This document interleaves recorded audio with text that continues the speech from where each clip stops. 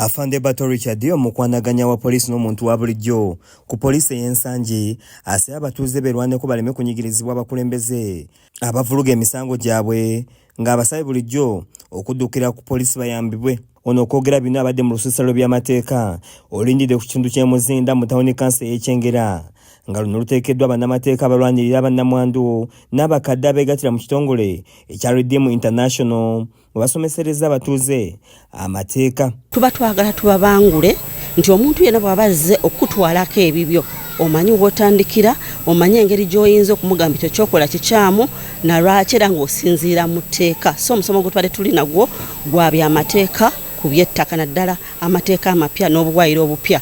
Afande Bato abasomeseza ku misango egituukira ku poliisi obutereevu omuli egy'ettaka, ettemu, okukuba n'okutiisibwatiisibwa gy'agamba nti gino gigwa mu ttuluba ery'emisango ginnaggomola. Tulina buyinza kkuba oli olwoko yanyiiziza nze ne ndyoka mubalula no obozza musango that is assault nti n'ensonyi tebakyalina the extent of murdering okutta just because of land n'osanyawo obulamu bwa munno. Ye munnamateeka Alex Mwaya alambuludde ku ngabana y'ebyobusika nga bwe kirambikiddwa mu tteeka eppya nga amaka g'omugenzi tegalina kugabwa nga gasigala ga nnamwandu n'abaana be wabula nga bino byonna bikolebwa singa nnyini byo abatalaamye. Kakati nga tetunatandika kugaba bintu tusooka ne tuggyako amaka ne tugazza wabbali nga nnamwandu oba omwami bw'aba yasigaddewo gaba gage teri asobola kumugambako. Ono alabudde abeera bakwasidde obuvunaanyizibwa oba okuma ebibugagga by'abafu abakozesa olukujjukujju okweza emmaali y'omugenzi nga singa etteeka libakwata basibwa emyaka 7. Bw'okola ekintu ekyo kati ojja kusibwanga emyaka 7 osasule ne fayini ya bukadde 2.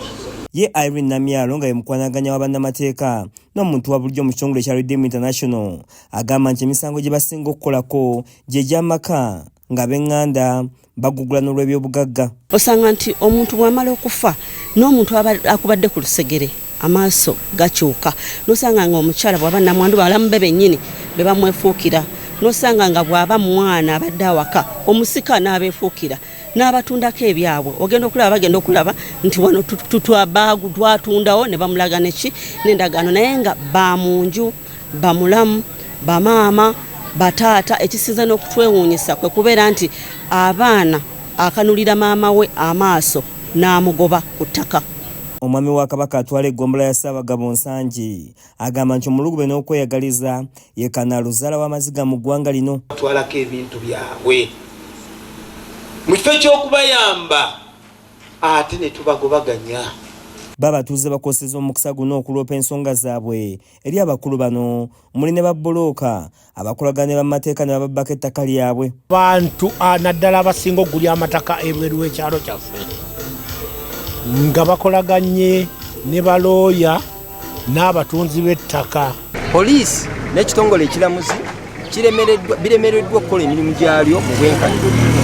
Bw'oddukira ku poliisi ng'oyagala owaabe omusango oba otwaleyo keesi efaanagana naddala ku by'ettaka, poliisi osanga eringa ng'eyamaze eddodiiringa n'abali abasajja abazze abafere ababbi abazze okulaba nga batataganya abantu ku bibanja byabwe. Bo abalina emisango beewandiisizza ne babuba bannamateeka bagenda okubayamba ku bwereere kiyambeko emisango okulaba nga gikendera mu kitundu kyabwe. Nnamwandu oba oli mulekwa oli ayawulira ayagala kutwala ettaka eryo anti bali abaali bamufaako abazadde bagenze oba ali mukyala baawe yafa. Kiza Peter yakusakidde eggulire lino ku Rakes TV Agaleero.